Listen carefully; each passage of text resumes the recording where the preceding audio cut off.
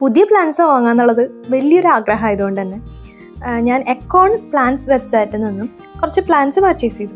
അപ്പോൾ ഇന്ന് എൻ്റെ പ്ലാന്റ്സ് എനിക്ക് കയ്യിൽ കിട്ടി.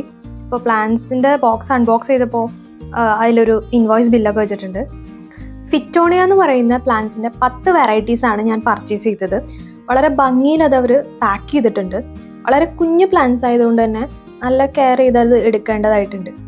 ഫിറ്റോണിയ പ്ലാന്റിൻ്റെ ആകെ ഒരു വെറൈറ്റി മാത്രമേ എൻ്റെ കയ്യിൽ ഉണ്ടായിരുന്നുള്ളൂ. ഇപ്പോൾ ഈ ഒരു പ്ലാന്റ് കോംബോ ഞാൻ കണ്ടപ്പോൾ പെട്ടെന്ന് എനിക്കത് മുഴുവനും വാങ്ങണം എന്നുള്ളൊരാഗ്രഹം വന്നു. ഇതിപ്പോൾ എന്തായാലും ഞാനൊരു ദിവസം വെയിറ്റ് ചെയ്തതിന് ശേഷം മാത്രമാണ് പോട്ട് ചെയ്യുള്ളൂ. കുഞ്ഞു കുഞ്ഞ് പ്ലാന്റ് പോട്ടിലേക്ക് അത് പോട്ട് ചെയ്യണം. അപ്പോൾ ഇതൊക്കെയാണ് വാങ്ങിയിട്ടുള്ള എല്ലാ വെറൈറ്റീസും.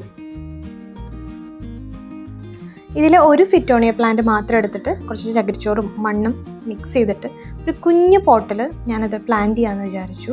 അപ്പോൾ ആ പ്ലാന്റ് മാത്രം ഞാൻ പ്ലാന്റ് ചെയ്യുന്നുണ്ട്.